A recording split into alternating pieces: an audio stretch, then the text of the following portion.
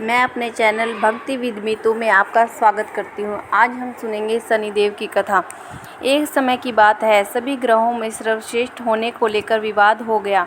वे सभी ग्रह सूर्य, चंद्र, मंगल, बुध, गुरु, शुक्र, शनि, राहु और केतु इंद्रदेव के पास गए। वे भी निर्णय करने में असमर्थ थे, तो उन्होंने सभी ग्रहों को पृथ्वी पर राजा विक्रमादित्य के पास भेज दिया, क्योंकि वे एक न्यायप्रिय राजा थे।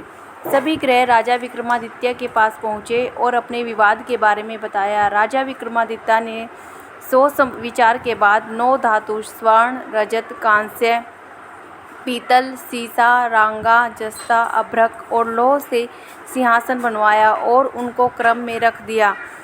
उन्होंने सभी ग्रहों से इस पर बैठने को कहा, साथ ही कहा कि जो सबसे बाद में बैठेगा वह सबसे छोटा ग्रह होगा। लोहे का सिंहासन सबसे अंत में था, जिस वजह से शनिदेव सबसे अंत में बैठे। इस वजह से वे नाराज हो गए। उन्होंने राजा विक्रमादित्य से कहा कि तुमने जानबूझकर ऐसा किया है। तुम जानते नहीं हो कि जब शनि की दशा आती है तो वह 2.5 से 7 साल तक होती है। शनि की दशा आने से बड़े व्यक्ति का विनाश हो जाता है। शनि की 7.5 आई तो राम को वनवास हुआ और रावण को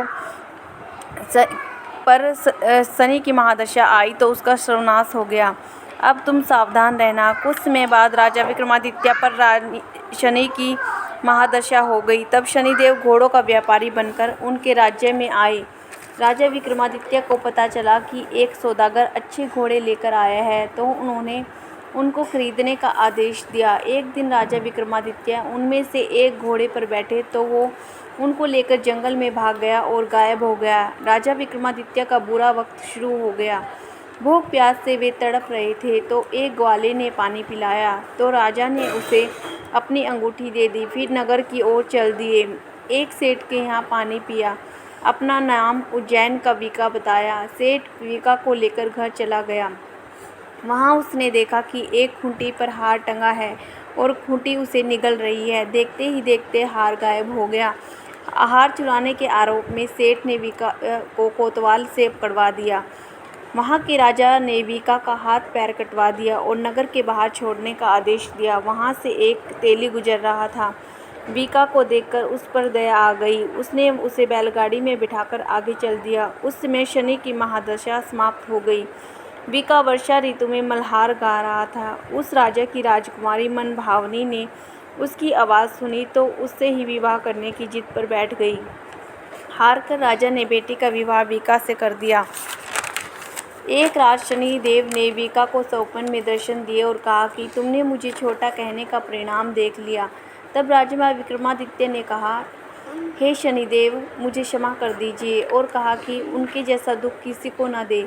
तब शनिदेव ने कहा कि जो उनकी कथा का श्रवण करेगा और व्रत रहेगा, उसे शनि दशा में कोई दुख नहीं होगा। शनिदेव ने राजा विक्रमादित्य के हाथ और पैर वापस कर दिए। जब सेठ को पता चला कि वीका तो राजा विक्रमादित्य है, तो उसने उनका आदर सत्कार अपने घर पर किया और अपनी बेटी श्रीकंवरी से उनका विवाह कर दिया। इसके बाद राजा विक्रमादित्य अपनी 2 पत्नियों मनभावनी एवं श्रीकंवरी के साथ अपने राज्य लौट आए, जहाँ पर उनका स्वागत किया गया। राजा विक्रमादित्य ने कहा कि उन्होंने शनिदेव को छोटा बताया था, लेकिन वे तो सर्वश्रेष्ठ हैं। शनिदेव कर्म के देवता हैं। तब से राजा विक्रमादित्य के राज्य में शनिदेव की पूजा और कथा रोज होने लगी। बोलो शनिदेव महाराज की जय। अगर कथा अच्छी लगी हो तो लाइक, शेयर और सब्सक्राइब जरूर कीजिए। धन्यवाद।